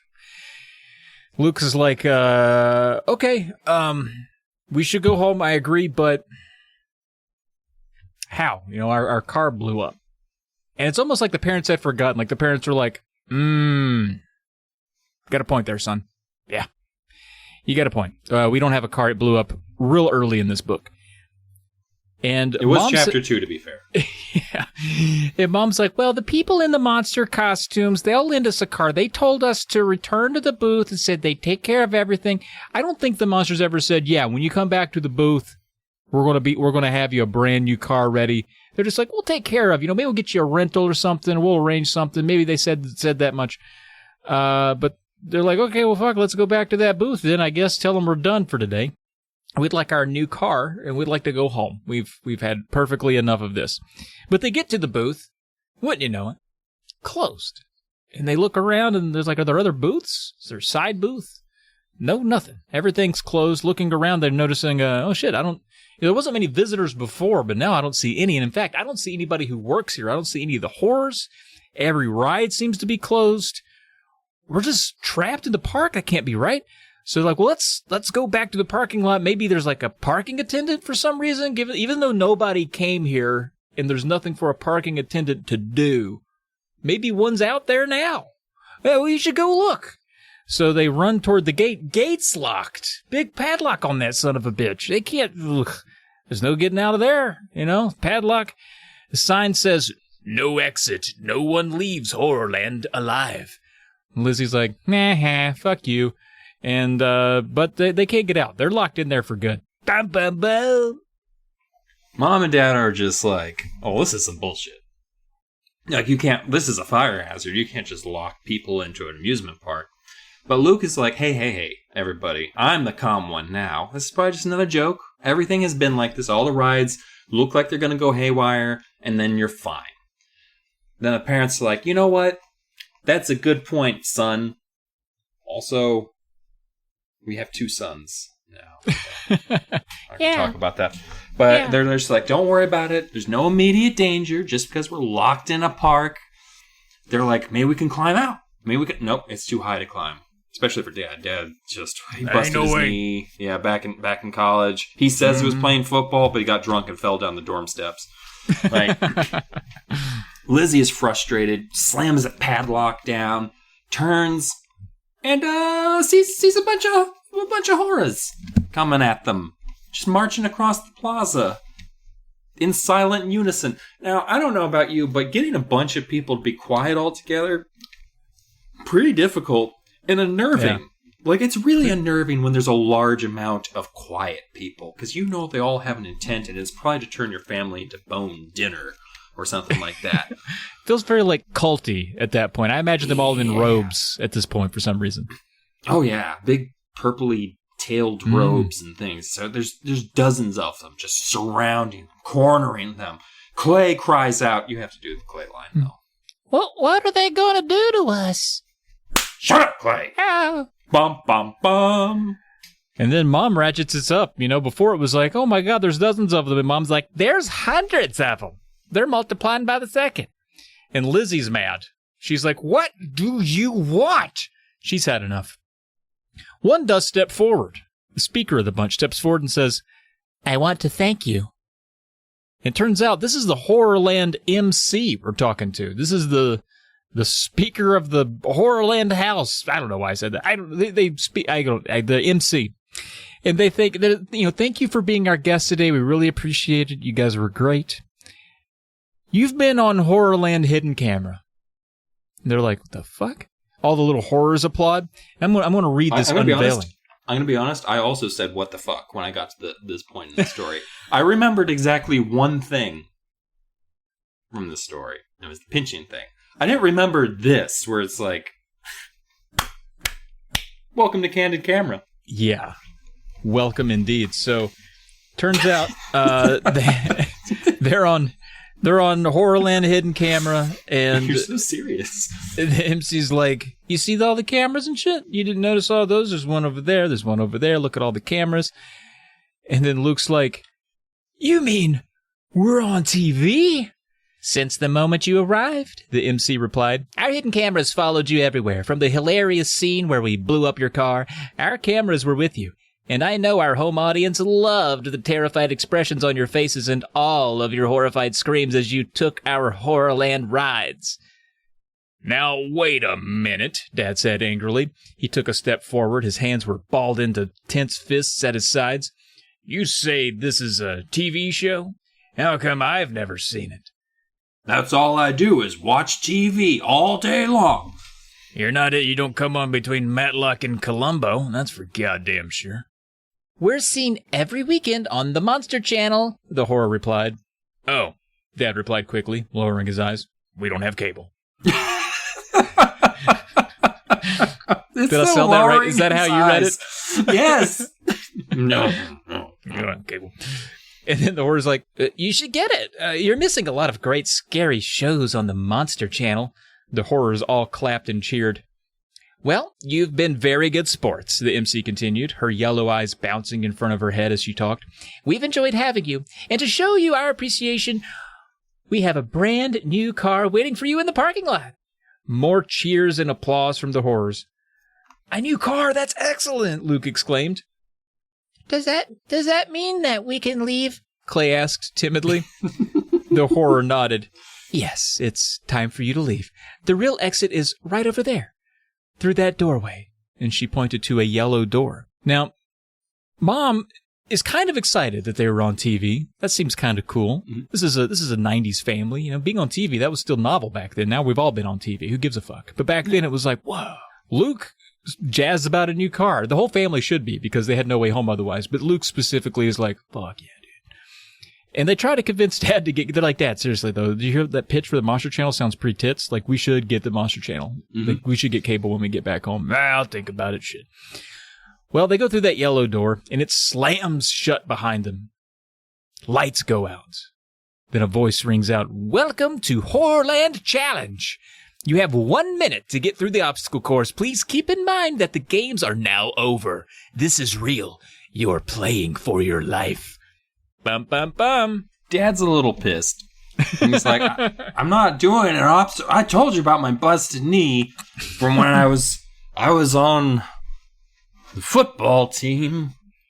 My knee just, whoo, I went in for the touch pass, and I just, the whole bottom of my leg just went one way and the rest of me went the other way, and I can't do an obstacle course. Run! The deep voice boomed over the loudspeaker. You have 56 seconds. Dad started to shout again about his knee injury, but we stopped when a dim light came up and a disgusting four-armed creature stepped toward us. Oh! I cried out without even realizing it. The size of a gorilla, the monster had huge green eyes surrounded by thick red fur over its face. Saliva drooled from its mouth, and as it opened its jaws wider, 2 rows of long fangs slid over its long, thin, purple lips. Don't just stand there, run! This is an obstacle course, the voice boomed impatiently. You have 50 seconds to live. At least make a good race of it. The monster uttered a low growl and lumbered toward us in the dim light. Its jaws were opened wide as if preparing to bite. Its 4 enormous clawed hands swiped at the air in front of it. I was too stunned to move, too frightened to run. But suddenly I felt a hand grab mine and tug me hard. It was Dad, I realized, trying to pull me to safety. I heard the boys screaming in fear. I felt Mom brush beside me as we started to stumble forward. Run! Run! The deep voice urged over the shrieks of the 2 boys. I couldn't see where I was running. The light was so dim, so shadowy. I saw only a blur now, a blur of running feet, of moving shadows. The monster let out a deafening roar. I covered my ears and kept running. Its 4 claws swiped at Dad. Missed. We hurtled past it, only to face 2 giant birds, at least 10 feet tall. They looked like cranes. They squawked and flapped their enormous wings. It sounded like canvas tents flapping in a strong wind. Oh, help! Was that me shrieking like that? Was I really being smothered in their hot flapping wings? Smothered? Choked? No, please! How did I break away? Was I being chased now by 6 growling pig-like creatures with sharp-pointed teeth curling from their twisted mouths? The screams and terrified shrieks of my family rose over the beating birds' wings, the monstrous growls and grunts. I heard Dad cry out, and in the dim light I saw him struggling to free himself from the 4-armed creature. No! I screamed as I felt something warm wrap around my ankle. A fur-covered snake. What the fuck is that? I looked directly at you as I said that, by the way. That's like, those are the kinds of snakes that I was warned about for other reasons.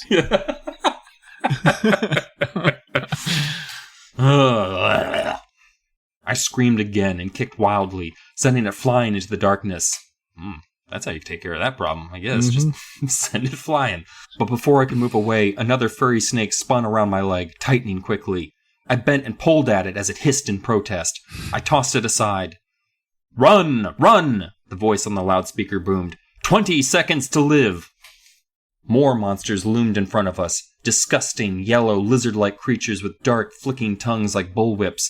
A hopping, furry ball that roared as it hopped, sharp teeth poking out of its 3 mouths. Hissing snakes, enormous, buzzing insects with glowing red eyes, more grunting pig monsters. Then a giant, bear-like creature came at us on 2 legs. It tossed its dark, round head back and laughed like a hyena as its paws punched the air. Help me! I heard Luke shriek, and I saw him disappear, wrapped inside the beating wings of one of the giant birds. The birds cawed in triumph as its wings tightened around my brother. 10 seconds! The voice boomed. No! I cried. I lunged toward the bird, grasped the beating wing, and pulled it open. Luke slid out, and we both began to run. Monsters growled, and flapped, and grunted, and roared. Are we gonna make it? Luke asked in a tiny voice.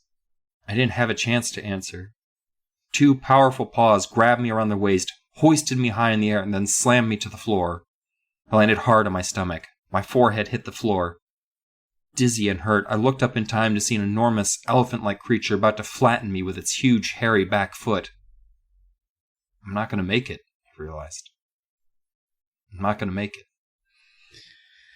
Bum, bum, bum. And Lizzie dies right there from being stomped by an elephant with a big furry snake. And sad how that ended up, yeah. No, right as the foot... right as the foot touched her stomach, the buzzer goes off. Me, me, me, me, me. And the monster... Just like at Dad's last football game. Uh-huh. And the monster knows what the buzzer means. It's time for dinner. So the monster lumbers away. Doesn't even smash Lizzie into a pancake. And the MC then announces, "Whoa, that was a tough race. That was a tough race out there to say. We have any survivors?" And the other commentator's like, looks like 3. 3 out of 5. Dum, dum, dum. That's not enough. Then who is dead? Lizzie sees Luke and Clay walking together slowly, holding on to each other, the fear having broken both of them finally. And with that, Lizzie realizes that both of her parents are dead. No! Also, Clay's dad. Clay's like also counting. He's like 2, 3, 4. Oh shit! No. But then the MC comes over there. Sorry for that mistake. 5 out of 5. Lizzie then sees Mom and Dad, and everyone's okay. They hug each other, sobbing. Dad's furious. They can't get away with this. I don't care if it's on TV. Dad finally taking a stand against the big networks. Lizzie then attacks the MC, trying to pull off her mask. Let me see your face! Then Lizzie screams and let go, realizing the truth. Bum, bum, bum. And if you didn't realize this before, like, chapter 1. Right. And the truth is... Yeah. It wasn't a mask. It's actually real monsters. Yeah, that's what we're dealing with here, folks. Real monsters. And they say, yeah, we're actual... I don't know if we honestly could have made it any more clear. But yeah, we're monsters. And this monster channel is watched by nearly 2 million monsters worldwide. You know, this is a big deal. And Dad's still upset, rightfully, because he's like, well, these are innocent people you're torturing. What the fuck? You can't do that. And the MC then is like, yeah, whatever, fuck you. I will wrap up the show. Let me show you how we say goodbye here on the show. How we get the contestants out of here before the lawyers come in. Let me tell you how we do it. And then the horrors, they start to gather around. They start bumping into the family, pushing them. I'm imagining at this point, for some reason in my brain, they've all turned into little Ewoks, and they're just bumping and they're pushing the family toward this edge. I know. You didn't. The book didn't say it. My brain was like, make them Ewoks for a minute. So now they're Ewoks and being pushed to this bubbling purple pond. And it's purple for some reason, but it's supposed to be stinky. It's got a sour smell. A lot of sour smells in this book. Big old stinky bubbling purple pond. And their families being edged to it. They can't escape. There's too many of them bumping into them. And then the one MC says, so, you want to jump in yourself, or do you want to be pushed? Bum, bum, bum. What do you think Clay said to that? I can just jump. Pushing sounds dangerous. Don't touch me anymore. The family is helpless, surrounded. Just the reeking smell, the fumes from the purple goo making them sick. Dad's upset. He apologizes to the family for bringing them here. He apologizes to his children for the deaths they were soon going to experience. He realizes that he's failed them as a father in a way unforgivable. Even if they get out of this, how could he forgive himself for this failure of parenting? Meanwhile, Mom's just like, oh my goodness, it's all your fault. If only you'd packed the map. Man, the part where the dad apologizes is a heavy part. It's like... It really gut punch. Yeah. Like, I'm sorry, kids, I failed you. We're all going to die here, and goddamn, if it's not my fault, I left the map on the goddamn kitchen. I mean, that's where it all started. But then... Bring it in. Clay, you too. Come here. I love you like you were my real son. Yeah. Maybe even a little more, actually, after today. Yeah, my real son.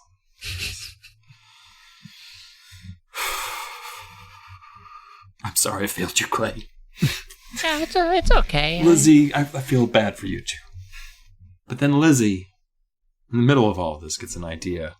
Because the MC said, when they announced that this is all part of TV show, it's like everything was serious. All the signs, they are all warnings, telling you how to play the game, basically. Every sign of deadly import for the show. And she remembers, Lizzie does, that there's the one sign that's all over the park. She reaches out and she pinches the shit out of the MC because she remembers no pinching allowed. Bum, bum, bum. Yeah, no pinching. Now, I like the way this was peppered in. You got we only get like maybe 2 references in the book to the no pinching sign. The first one was in chapter 4. And when I got to this part of the book, when I was putting the notes, I was like, yeah, I should have mentioned the other one too, because it ends up being very important, but I couldn't find where it was. But it's only like 2 times they mentioned seeing the no pinching, which is enough in a Goosebumps book to you're like, okay, this has importance. but I wasn't sure it was going to be like of the utmost importance. So Lizzie is just full. It's not just a little pinch, not a pinch and let go. She's like full on clamped on to this I MC. feel like she's doing like a titty twister kind of like, it's not, she's got like a big old chunk and a twist, like just that big. Oh, God. yeah. I hurt myself showing you what I was talking about. Like, that's how much. Like, I know what a pinch is, Dylan. I appreciate it. I do. No, appreciate it's just like, just really cranked it. But the MC's like startled. He's like, no! Gasps, and Lizzie just holds it in tighter and harder. And she yells, the mad pincher strikes again! Which is something I'm Luke the werewolf. Yeah, which is something Luke yelled in the car. So it's funny. It's a bit of a kind of an Arnold Schwarzenegger line. Callback. It's called a callback. It's a brave, macho line for this high action moment. And then the MC just deflates like a balloon. All the way down. And the horrors scream. It was your gesture that implied that she went all around the room. Yeah, like Charlie's Chocolate Factory, you know? The horrors are screaming. And which is funny to me, that apparently that doesn't mean they're dead. The horrors are like, no, inflate her, put her back up, inflate her immediately. They're like, somebody get the pump out, because I imagine they just pump themselves up every morning. Yeah, before work. I do that too. Sure. And Lizzie yells to the family, pinch them. So the family's pinching and running. We're trying to get rid of all these. And several horrors are like, I don't want to be pinched. They run. The family's in full crab mode, though. They're just like, beep, beep, beep, beep, pinch, running around. Lizzie drops this other line. Jovial Bob emerges here. She's like, see, I always come through in a pinch. Ha ha. Yeah, the family runs. They're trying to get out of here. Somehow the gate to the parking lot's been open. We assume the horrors who fled were like, I don't want to get pinched. I'm getting the fuck out of here. So they unlock the gate. Well, I'm also assuming like this is kind of the end of the day stuff. So probably some of the other staff has already gotten, like the day shift folks have already left for the day. So, and they're like, oh, we don't have to lock up because they're by the Purple Pond part. So. I love how you perfectly fill in a plot hole. And so the gate's open. So they're now out in the parking lot. And they've somehow all forgotten about the car again. And one of them speaks up and is like, remember our car blew up. And they're all like, right, shit, fuck. So they spy around the parking lot and they see a bunch of unoccupied buses on the far end.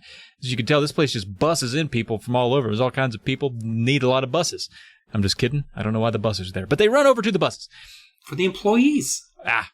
Who don't live on site. Do you think they live out in the middle of this desert? No, they probably bus them to and from a hotel, like resort kind of area, like in Kissimmee, and like just bring them around. Come on, sure. Come on, Travis. These aren't even plot holes. These are just basic knowledge of how theme parks work. I only went to one, and so I don't have one. On. Oh, the Dollywood staff live in Dollywood, obviously. Would I you thought, ever, yeah, if you worked there, I would just stay there all the time, right? It's like, Hell yeah. I got to see Dolly Parton again. She gave me a hug. It is mostly just a trailer park with a merry-go-round, so that makes sense. But they see the buses, they run over. They're like, are the keys inside? Do you think they leave bus keys in the bus? Yeah, maybe. Why not? Let's go see. And so they run over there, and they turn and see the monsters are now hot on their trail. They're mad, and they're emerging from the gate in droves, and they're chasing after this family as they sprint to the buses for their lives. What will happen? Dum, dum, dum. Dad guns the motor. He's got the keys. Like, he did the thing. He reached up for the sun visor. Key fell into his hand. He's just like, time to rock and roll. Shuts the door, floors it out of the parking lot. They're going 25, 30 miles per hour down the highway now. Horrors are shouting, banging on the side of the bus. But Dad's just like, I finally get to live my dream. He's thinking about all that cable he's going to get. He's like, cable's not a bad idea. I think I'm going to treat myself to cable after saving my whole family and the extra piece of a family that I have now. Manager of a bank, I feel like, could afford cable. I'm just putting that out there. But, maybe mom's really just like spend. Maybe dad's like spend. I think it's all that child support he's paying Clay's mom. Oh, God, that makes so much more sense now. Thanks. But they managed to get out of there. Horrors falling off the bus left and right. Dad's just like, sayonara, suckers! And just, he drives off into the sunset. Hours later, they pull into the driveway. I'm assuming they didn't drop Clay off at home. They Imagine park. he left in a station wagon. He comes back in a bus. You're like, what happened? They're just Clay. Hey, guys. Parks in the driveway. They pile out of the bus and they're just like, whew, thank God we got away from the... Uh-oh. And that there's... I love this part because of two things. One, he pulled a fucking Cape Fear and just, like, followed them the whole way there. And I forget who asks him, but someone actually asks him, he's like, did you ride on the back of the bus the whole way? Like, are you crazy? That was like a 4-hour drive. And then when the horror gets off, he's like, he's stumbling. Like, he's just like, that was not a fun trip, guys. Like, holy shit. Whew. And so the family's just like, well, we could just pinch him to death. Well, there's 5 of us. I almost said 3 just now, too. And he's like, oh. Whew. We forgot to give you your free passes for next year. Ba-da-ba-ba-da-ba. That's the end. Holy shit. What a ride. I love it. Me too. I fucking like when so fun, man. It's like such a haunting book in places, and it ends in just fucking wacky zaniness. Like, it's almost like the monsters are not aware that death is a bad thing. They're just like, these families, they always scream and carry on. We have fun here. Like, oh, they don't come back. Oh, that's horrifying. Oh, well. It's one of those where, like, the scary things kind of stop happening around chapter 13, and then after that, it's just sort of wacky adventure stuff. It was really interesting. Like, the setup for this was great. Like, the car exploding, and at some point, like, I thought the pinching might be a thing. I was like, okay, well, maybe it's a dream, and pinching will wake them up from the dream. This has all been imagined. I thought he could go with that angle. It ended up being more ridiculous than that. Maybe somewhat unfortunately. I thought the pinching thing was kind of silly, but as a whole, like, the rides he came up with, all the little puns in the park and all that stuff, the concepts, like, I kind of wanted a park like this. Like, not one that would come so close to killing me, but like a horror-themed park. They probably exist, but some of these ideas I thought were actually really solid. Yeah, I really enjoyed the connective tissue throughout it, the different kinds of rides that were going on, the children being children for the most part in their varying reactions. Like, again, the awful parents. Goosebumps books wouldn't be a Goosebumps book without at least one truly awful parent, and there's 2. But, like, the fact that, like, pinching doesn't kill them either makes it more believable that they're willing to... Because, like, if all they need to do is reinflate her after being pinched, like, clearly it's not the end-all, be-all, but it's probably not pleasant. So they're just like, don't fucking pinch. Jesus Christ, no. Right, yeah, exactly. Like, you feel like there would be, like, a harder stance than just a sign that said no pinching if it killed them. Yeah, but the fact that... Then they might just be like, don't touch the staff. Don't tell them the specific thing that might hurt the staff. Like, you would say, like, because obviously, like, don't poke the staff with sharp sticks either, because I'm sure there's a variety of things that might not be the best thing. Every time that he was just like, fuck it. It's a TV show now. Fuck it. Pinching kills them. Fuck it. Free passes. Why? Why did he go, like, just mail them? You crazy psycho. Don't ride on the bus. Like, I want to know more about these monsters and what their fucking deal is, because they seem very weird. And a lot of people died in this book, right? Every other family died. Yeah, correct? The teens that got into the alligator Everyone pond is dead in that park that was there. That's not this family. We're just gonna kind of not... We're not gonna think about it. But they're all dead. Yeah. It's interesting, too, that this is and, you know, think back. You think at this point, you know, we still have like 50 to go, but to this point, I don't feel like we've had a book where the parents have been along for the ride. Now, the parents were separated from the family for a bit, but the spook, like, the family was like a part of the fear. Like, usually it's the kids trying to convince the adult that something crazy's happened, but this is one where, like, the family is like, oh, this is fucking, we're all gonna die.